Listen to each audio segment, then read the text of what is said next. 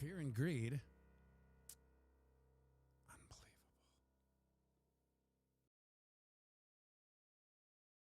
Unbelievable. How about now? There it is. Stupid thing. Fear and greed, 71. It's funny, a massive dump like that yesterday. Now massive, I'm hyperbolic here. We're ping-ponging away from nothing. But you would think the fear and greed would have went down more than one. Bitcoin dominance, 63.3%. Here we are, Scotty Mo, back in the 63.3s. Well, we've been in Bitcoin dominance above 60, I would say, for about a year and a half now. 24-hour volume, 133 billion. The overall market cap, 3.36 trillion. Give or take 100 million. This is what they call the deceptive chord. I use it a lot. I taught Duke it, and somehow he grasped it like a real champ. Duke will always end every song with a deceptive chord. And now why it's called deceptive? Well, the math behind it is that it's one semitone above the, I don't want to call it tonic, but the key. So we're ending in C. So the deceptive chord would be C sharp major seventh, because in C sharp, the major seventh is actually C. And just to hear it play out, it goes like this. Give or take 100. You want it to hit C? Million. That's a resolution, but it goes million.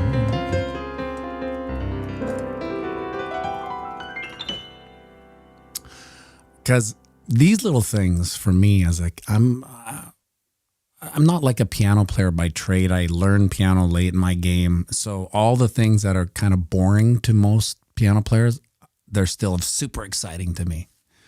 Like the deceptive jazz chord.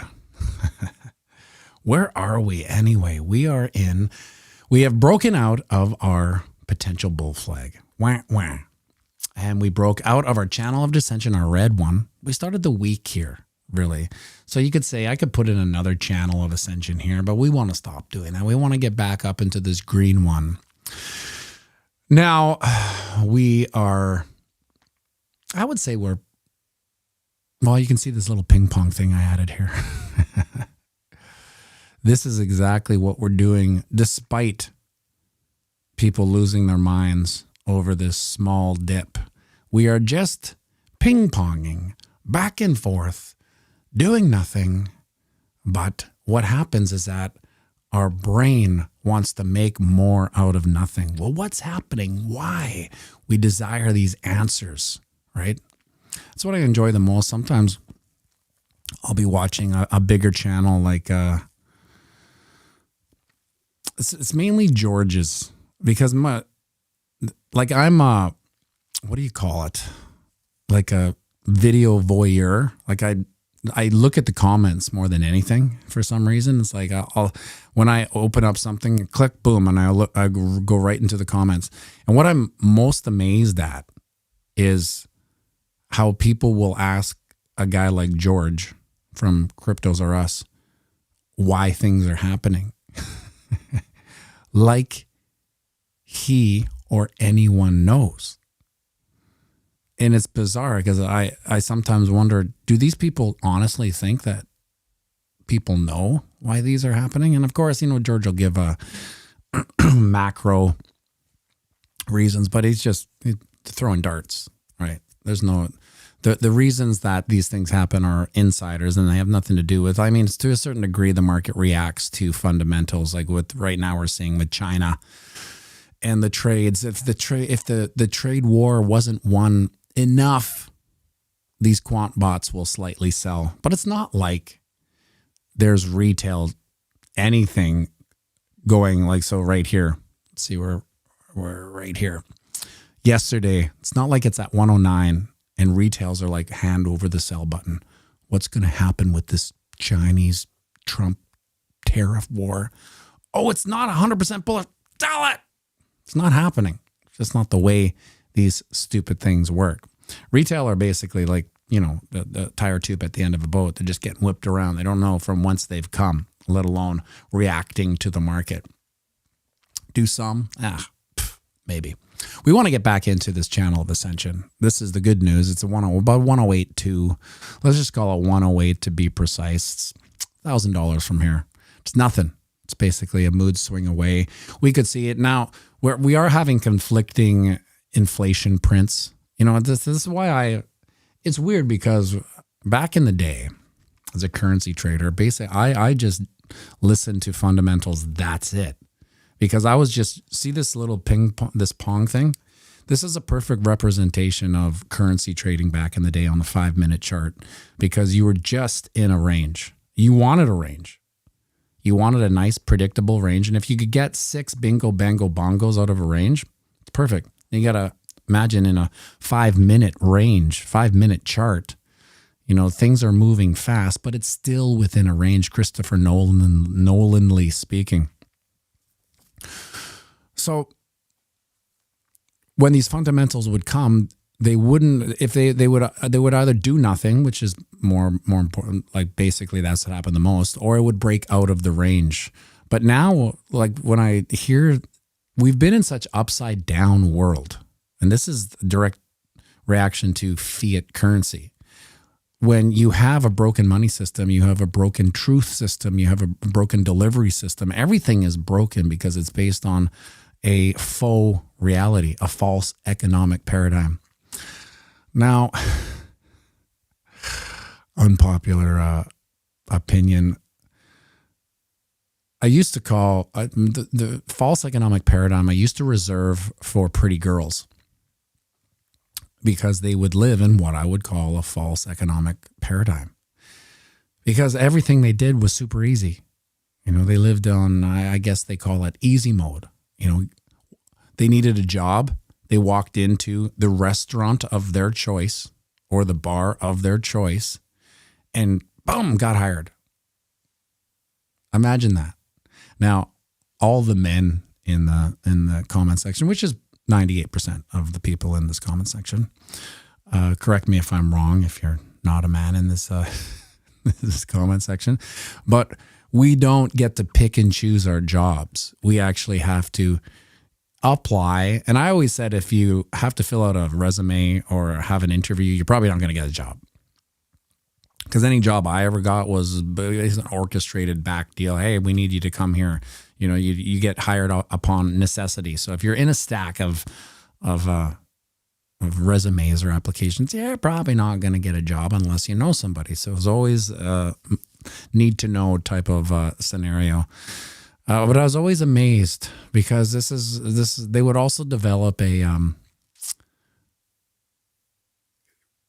spiritual, positive, karmic mentality based on the red carpet from which they walked on, which was, it was just this feedback loop of positivity. Can you imagine, like, thinking, so put your mind, you're a pretty girl, you got pretty privilege, like Bruce Mai said, and you're like, I'm just going to envision me getting this job. I just have a good feeling about it. And you walk into any bar you want, any restaurant you want, and I'd like to apply. You're hired. Oh, you would think that you were on this flywheel of karmic quid pro quo, as I like to call it. Anyway, false economic paradigm. E-Money sounds like a 70s album name. Yeah, that would probably be like a prog rock. Maybe the band Yes, or who else? Queensryche would be coming up. Don't miss the new release.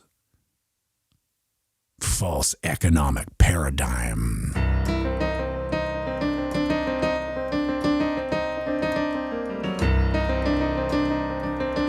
Although those bands would use broken time signatures. And if you don't know what a broken time signature is, we live in 4/4. 4/4 time. 1, 2, 3, 4. 1, 2, 3, 4. So we do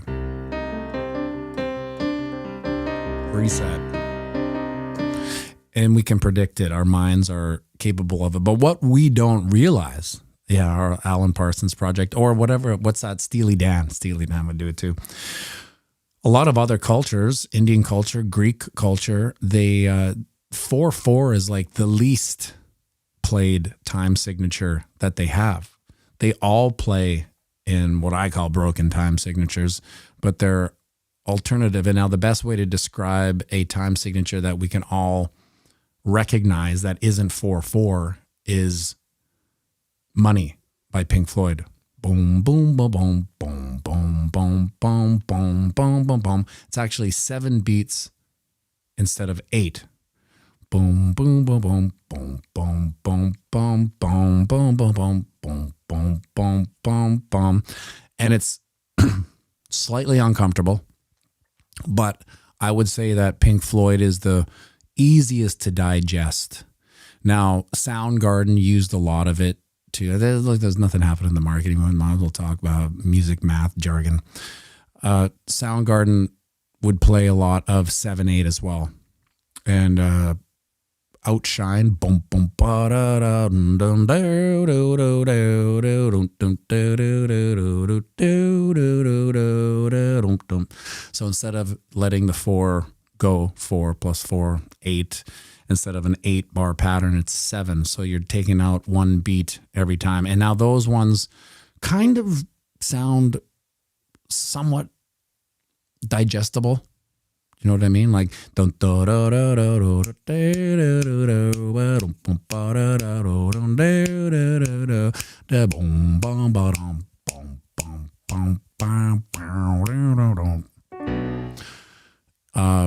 those are the best examples of something that you may not even know isn't 7/8, but there's something about it. There's something about it that there's a resolution that doesn't occur. And for Soundgarden, I think they did that to increase the tension of any song. What's an example of a broken time signature like 6/7? Well, 6/7, like time signatures get wildly crazy. Like, so in like Indian music, plus their semitones and tones are different. So we're talking about, like, this is where math gets all weird, right? So in Indian pop music, they use almost quarter tones, and that's why it has such, because they're using quarter tones instead of full.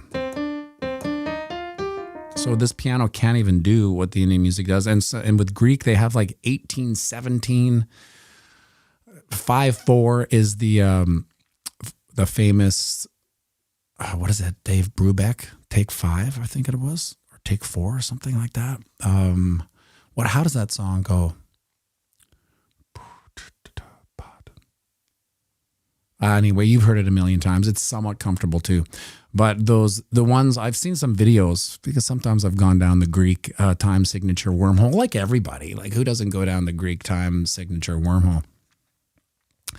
And it's funny how their mind works, how they can count 17 out of 18 and just keep going, and it makes complete sense to them. But if you look at a drummer, drummers are pretty comfortable with it. I don't know, it's something in their brains, you know. I don't know what the hell it is. I don't like it. I would never do anything like that. Now, what happens with most popular ballads that everybody loves, one of the reasons they love these ballads is because they're in a 3/4. It's like a waltz. Dum, dum, dum. Dum, dum, dum, dum, dum, dum. So, for instance, Chris Stapleton's song is in 3/4. 1, 2, 3, 4, 5, 6. 1, 2, 4, 5, 6. 1, 2, 3, 4. Now, the funny thing about a 3/4 or a 6/8 is that eventually it'll become a 4/4. So that's why it has the rising tension of a broken time signature that resolves itself over time. And thus brings me back to time preferences and how investing in Bitcoin is not unlike a 3/4 turning into a 4/4. See how I did that? I didn't mean to. But what I mean by that is that these dips, these price fluctuations, really, as they play out, as this 3/4 tension builds, it'll eventually over time play out to 4/4, and everything will be fine. So basically, that's where we are in this choppy chop. Even on the ding dong, you can see here, We are just in this range. Now, we don't want to break out where that ping pong ball is going at the bottom, which is 101. 101 would probably be like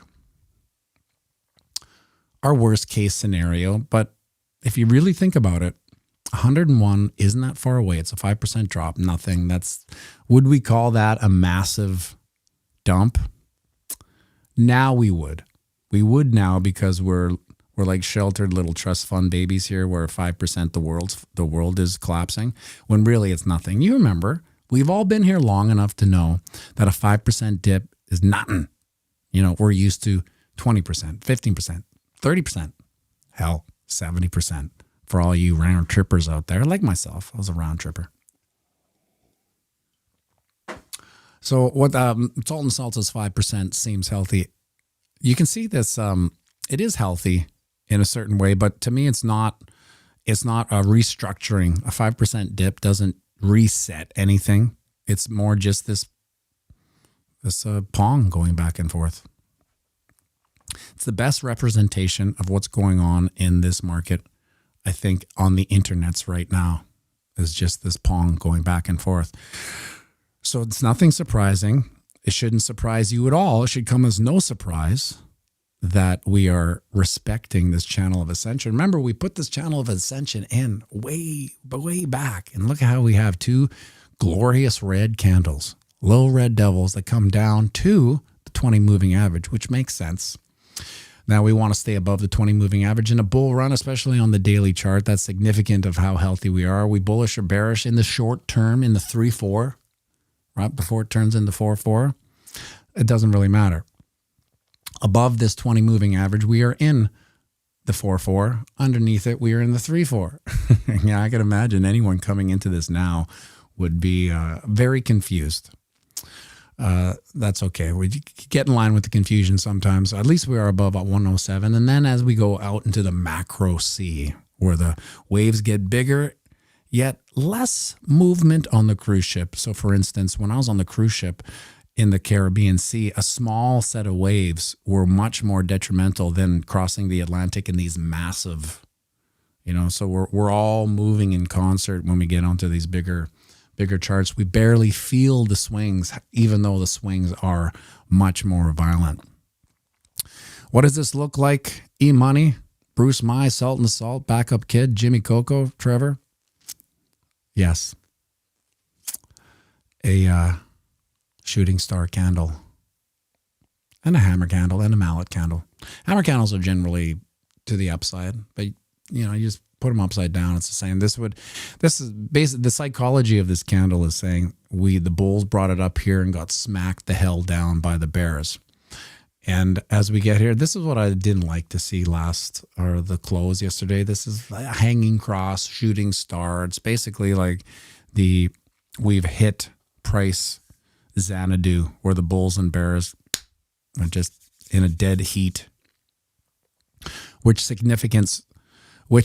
can signify a change in direction. Now, our immediate change was to the upside because we had fought back, right? But then again, when we're in this little ping-pongy thing, this is nothing to write home about. The bears picked it up, took it right to the top of our channel, and then got naturally rejected, and we're coming down. Well, where's that 101? Yeah, 101's still here. That would be under basically where that witch once wicked. Unfortunately, well, she might get candlestick. That would make sense. So remember, this wick is at 100.4 back on the daily. This is 104. Where is 101? Right here, where these candles, there's a lot of equilibrium down here at 101, but there was a more important about 101.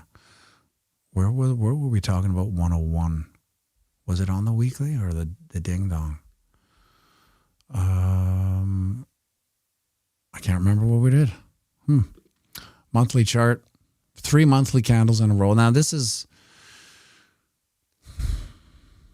not hella bullish, but it does beat red candles on the monthly chart. We had 3 here back in September 24, a whole year ago. Come on. Is that a year ago?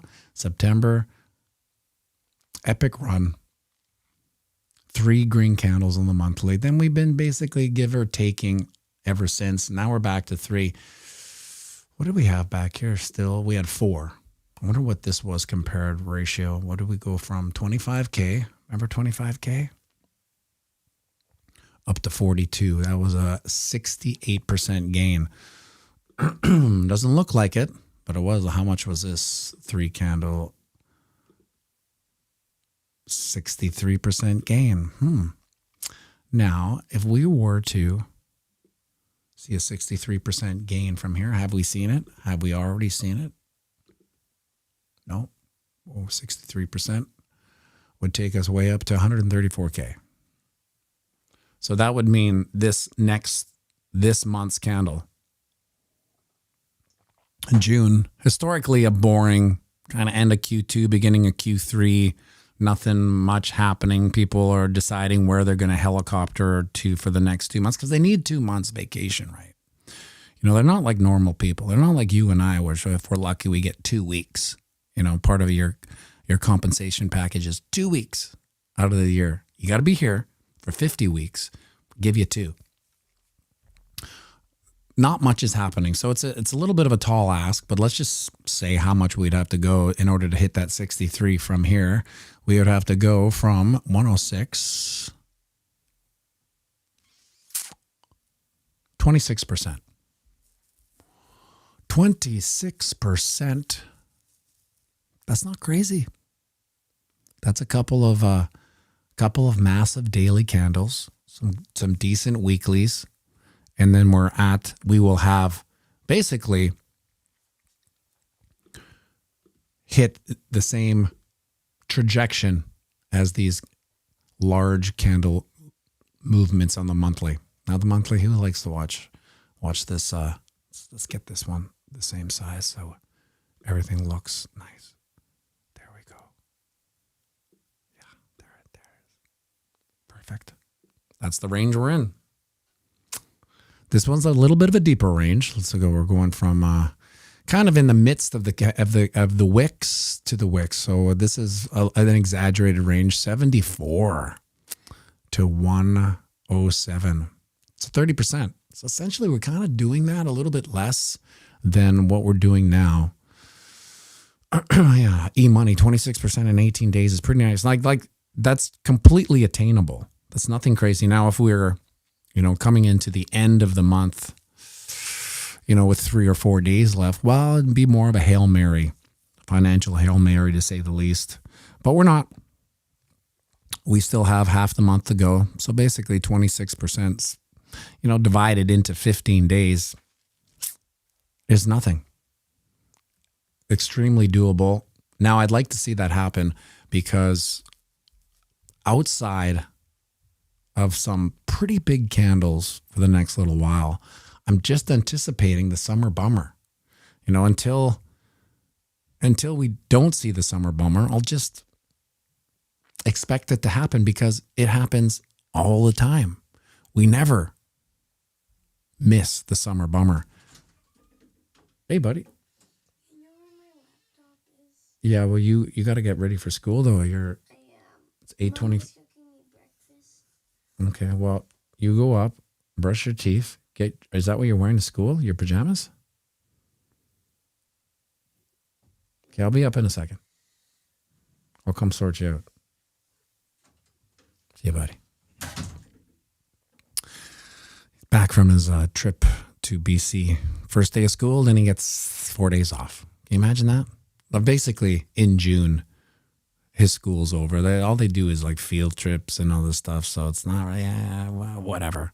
I don't even care if he goes back to school for that. But the sad part is he's going to be in grade 5 next year. That's a real kid. He's not just this little munchkin anymore. He's an actual functioning. Listen, he's 11, 12, 13, 3 years away from being a schmuck-faced teenager. Phew, I don't know. Speaking of that, I better go adhere to the schmuck face. You like and subscribe and share this.